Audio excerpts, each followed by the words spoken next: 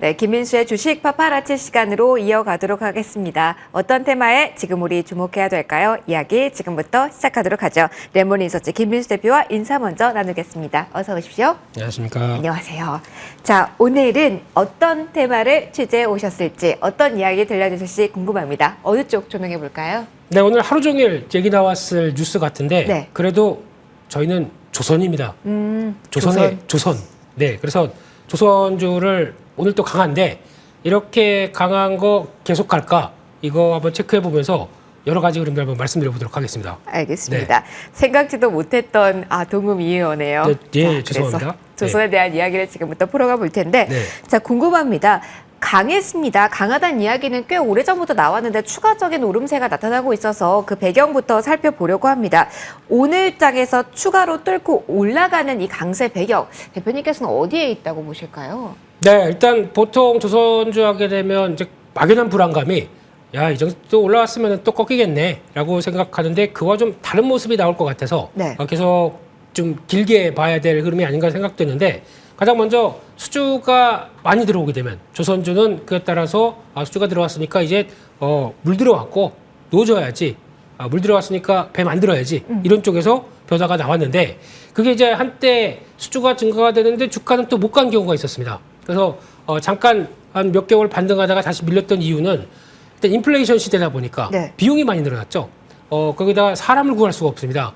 아니 같은 돈이면 왜 그 힘든 조선소 가서 일해? 그리고 또 다른 데 일하다 보니까 거기서 나왔던 인력난이나 또 비용들 거기다가 후판 가격들 올라가니까 제대로 수준은 들어왔는데 안 맞습니다. 근데 이런 과정이 나오다가 보니까 신조선가 지수가 다시 쭉 하고 올라오기 시작해서 버티고 있죠. 게다가 또 특수선들은 가격이 더 좋습니다. 이런 현상이 나오다 보니까 성과는 계속 올라가고 있는데 상대적으로 거기서 맞추는 이제 수준은 나올 거고 거기다가 그동안에 움직였던 인플레이션 하방 압력들이 나오기 시작하다 보니까 거기서 오히려 이제 수익성은 좋아진다라고 약간 약속된 턴어라운드가 보여지다 보니까 거기서 일단 기대가 좀 높아지는 현실인 것 같고요. 이렇게 되면은 수주 물량 확보가 한 가운데 이런 변화가 나왔다는 것들 거기다가 또 추가적으로 LNG 그 카타르 LNG 프로젝트죠. 네. 이쪽이 1차에 한 65척 그 중에서 저희가 한 54척 수주했었죠. 그리고 2차에는 40척 대기하고 있는데 그때 했던 회사들 뭐 하나오션부터 삼성중공업, HD, 한국조선해양 이런 쪽 똑같이 이번에 우리 2차도 주대요. 예, 이러고 있으니까 그거 관련돼서는 또 수주를 할 가능성이 높다. 이렇게 봐야 될 것 같습니다. 그러면 이전에는 수주 모멘텀이 나왔다고 하더라도 헐값 수주다 뭐 이야기 많이 나오면서 주가에 반영이 안 됐는데 그 호재성 재료를 받아들이는 시기가 됐다라는 맥락에서 여러 가지 키워드를 이야기해 주셨습니다. 그러면 오늘도 52주 신고가 리스트를 체크해 보면 빠지지 않는 우등생이 조선주거든요. 네. 너무 높은 위치에 있어서 단기적으로도 좀 많이 오르기도 했고요. 계속 오를까? 이게 가장 궁금할 것 같아요. 다 받아들여진 상태입니까요? 아니면 아직까지 위로 열렸다고 보실까요? 네, 오늘 주가가 급등하니까 더 오를까 이러면 조금 좀 그렇긴 하지만 네. 일단 이게 계단식 움직임은 계속 나올 것이다라고 바라볼 것 같고요. 특히 또 단기간에 좀 올랐다 그러면 좀 쉬었다가 매물 받고 그다음 레벨업하는 과정은 계속 나올 수 있다고 보여지는데 앞서 말씀드렸듯이 지금 그렇다고 똑같죠. 실적 안 나오는데 지금 괜찮냐? 근데 보통 이런 사이클을 바라보는 업종 또 수주를 받는 업종 이런 쪽은 대표적으로 저희가 수주 안 나오고 좀 힘들 때 사는 게 맞겠죠. 네. 그때 계속 모아가다가 그러니까 즉 고퍼에 사서 그러니까 즉 고퍼란 얘기는 실적 안 나오다 보니까 밸류를 책정할 수가 없겠죠. 그 정도로 힘들 때 샀다가 다시 저퍼란 얘기는 실적이 이만큼 나왔어. 배 만들어서 이렇게 내보내라고 할 때 그때 많은 실적은 팔아야 되겠죠. 근데 그러면 실적의 정점이 어디냐라고 봤을 때 이조 그대로 간다라고 하게 되면 앞으로 2025년까지는 실적이 계속 반영이 되면서 확대가 되고 있기 때문에 네. 그 과정을 누린다라고 하게 되면 오히려 정점은 지금이 아니다라는 쪽으로 바라보겠죠. 그런 걸 보시면서 계속 또 대응하시는 게 맞겠다라고 봐야 될 것 같고요. 게다가 또 아마 앞으로 또 하나의 화두 중에 하나는 그럴 것 같습니다. 지금은 그냥 어떤 손종을 가지고 가져오느냐라는 쪽인데 앞으로는 친환경 선박, 즉 지금 벙커 CU를 쓰면 안 됩니다. 거기다가 어떤 각종 이산화탄소 발생이 높다 보니까 이거를 이제 국제해사기구 쪽에서 한 2027년이 또 중요한 해라고 하더라고요. 거기서 지금 나오고 있는 뭐 메탄올이나 암모니아 이런 쪽으로 또 그냥 메탄올이 아니라 바이오 메탄올 이런 쪽으로도 가져오기 시작하면서 그러면 배를 바꿔야 되겠죠. 노선박 그렇죠. 같은 경우는. 네네. 그럼 그런 것부터 다 나오기 시작하게 되면 어떻게 보면 배도 다시 새로 건져야 되겠지만 더 중요한 건 엔진이다. 이렇게 보셔야 되지 않나 생각됩니다. 아, 포인트를 그래도 짚어서 가면은 그 안에서 수혜를 받을 수 있는 종목이 눈에 띌 거는 같아요. 일단 친환경이라는 키워드를 잡고 봤을 때 그러면은 어떤 종목이 그 흐름 안에서 지금 순항하고 있다라고 우리가 일단 봐야 될지 정리부터 좀 해보도록 할게요. 특징 종목으로는 어떤 이야기들 들려주실까요? 네, 그냥 오늘 올라간 종목들 다입니다. 라고 다? 하면 되겠지만 가장 또 대표 주자가 HD 현대중공업 얘기가 많을 수밖에 없겠죠. 시총이 지금 현재 11조 원입니다. 근데 지금 아까 말씀드렸듯이 올해는 이제 턴어라운드가 되고 내년에 실적이 이제 넉넉히 나오는데 2025년까지 봤을 때는 그때가 영업이익 1조 천억대까지 전망하다 보니까 지금 이제 그걸 바라보면서 움직이는 단계다라고 볼 수 있을 것 같고요.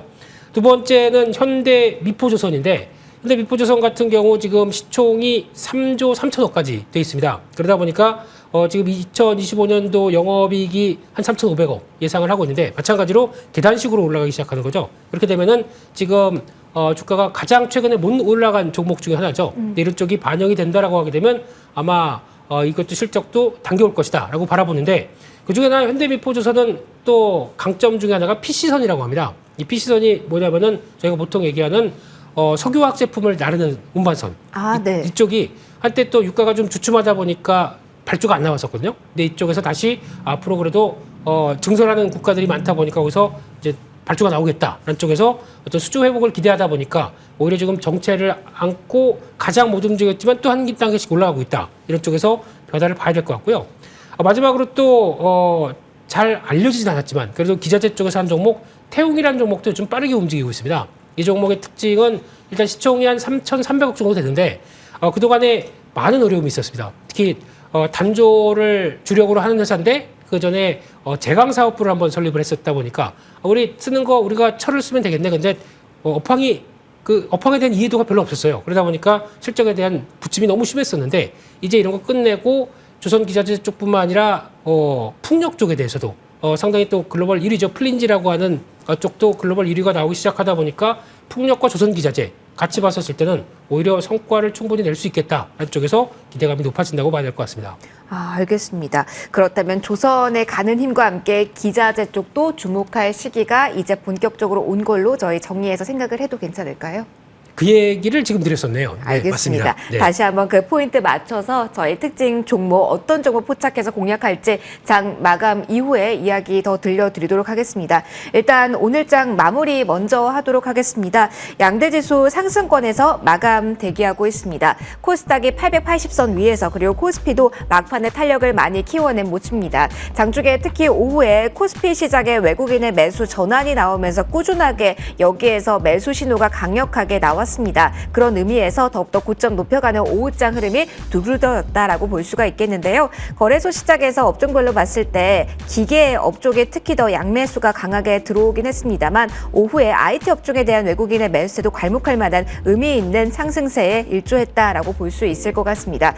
자, 오늘 원달러 환율 장중 내내 1270원대였습니다. 종합적으로 잠시 후 이야기 남겨드리도록 할게요. 6월 16일장은 이렇게 문을 닫겠습니다.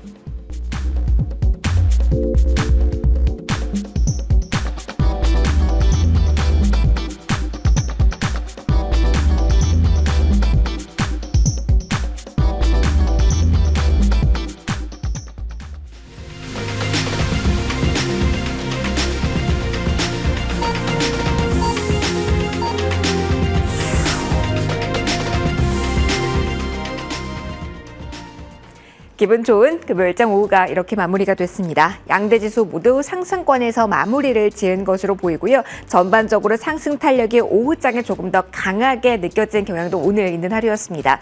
환율과 종합해서 시장 이야기 나눠보도록 하죠. 먼저 마침표 어느 구간에 찍혔을까요? 살펴보도록 하겠습니다. 자, 코스피가 오후에 다시 한번 힘을 내는 모습이 나왔습니다. 0.65%의 상승률 기록이 되면서 2620선에 마무리가 됩니다. 계속해서 이번 이번 주에 좀 흔들림이 있긴 했지만 2600선에 대한 지지선은 견조히 해준 그 구간에서 다시 한번 2620선까지 안착한 모습이 확인이 되고요. 코스닥 장중 고점 부근까지 다시 한번 회복을 합니다. 오후장에 1% 미만까지 상승폭을 좁혔다가 막판에 다시 한번 887선까지 올라선 모습이 확인이 되고 있습니다. 고점 부근에서 마무리가 되었다라는 부분 챙겨드리도록 하겠고요. 자, 코스피 쪽에서의 수급 변화 한번 보도록 하죠. 가장 큰 변화 요인을 본다면 오늘 외국인입니다. 오전장에 외국인 큰 폭은 아니었지만 매도 대응하는 모습이었고요. 1시 구간까지 이어지는 모습이었습니다만 1시 반경에 매수로 전환을 하면서 빠르게 매수 규모를 키워나가는 오늘장의 특징이었습니다. 기관과 같은 경우는 반면에 좀 줄어드는 모습이 확인이 되었는데요. 400원가량의 매수 우위 기록이 됐습니다. 기관 외국인 그래도 동반해서 매수하는 힘 오늘 코스피 시작에서 강하게 나타났다라고 점검을 해드리도록 하겠습니다. 경기 민감주 중심의 양매수 좀 강하게 들어온 업종군들 상당히 많은 하루였고요. 코스닥으로 넘어가 보도록 하겠습니다. 자, 코스닥은 기관 쪽에서의 매수세가 더욱더 강했습니다. 900억 원 넘게 기관 쪽에서의 매수 우위 기록이 됐고요. 외국인 쪽에서의 적극적인 포지셔닝은 나오지는 않았습니다만 그래도 300억 원 가량으로 최종적으로 집계가 됐습니다. 양대 시장 모두에서 개인 쪽에서는 매도, 하지만 기관과 외국인의 매수 여력이 강하게 나타났다라는 점 오늘장 특징이 아닐까 싶습니다. 자, 오늘 원달러 환율은 장중 내내 1270원 선에서 움직임 나왔습니다. 8원 넘게 하락하면서 1271원의 마침표가 찍혔는데요. 1280원 선에서 출발한 주 초반이었지만 주 중반 중국에서의 부양책에 대한 기대감을 더욱더 안아가는 구간에서 1270원 선까지 내려왔다는 부분 챙겨보시면 좋을 듯합니다. 머니맵으로 넘어가도록 할게요. 자, 오늘 시장 전반적으로 봤을 때는 어떠한 포인트를 맞춰야 될까요? 대형 IT주에 대한 흐름 먼저 점검해 보도록 하겠습니다. 자, 오늘 삼성전자, SK하이닉스 보시면은요. SK하이닉스는 보합권에서 삼성전자는 0.42% 플러스입니다. 최근에 하루 변동폭이 상당히 크다라는 부분 투톱에 관해서는 챙겨보셔야 될 것 같고요. 오늘 2차전지에 대해서는 코스닥 그 내부에 있는 2차전지 소재 쪽의 심리적인 대장주라고 할 수 있는 종목이 막판에 힘을 더 냈다라는 부분도 함께 보셔야 될 것 같습니다. 에코프로가 4% 이상의 오름세를 나타냈고요. 오늘 경기 민감주가 전반적으로 강한 하루였는데 시총 상위주 가운데서는 LG화학이 가장 강한 흐름을 뿜어냈습니다. 물론 2차전지와의 연결고리가 워낙 강하기 때문에 화학주로서 봐야 되느냐에 대해서는 물음표지만 전반적으로 오늘 강했다라는 점 챙겨드리도록 하겠고요.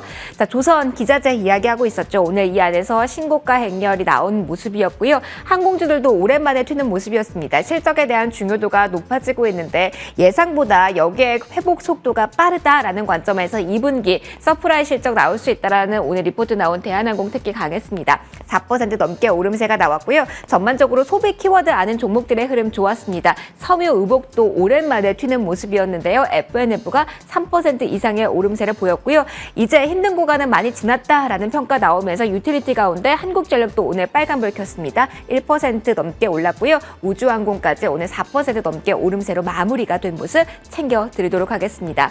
시작에 대한 분석을 들어보는 게 중요할 것 같습니다. 어떻게 오늘장은 평가를 내려볼 수 있을지 바로 대표님께 질문 드려보도록 할게요. 양대지수 빨간불로 이렇게 마무리가 됐습니다. 대표님, 오늘 시장 어떻게 분석해보면 좋을까요?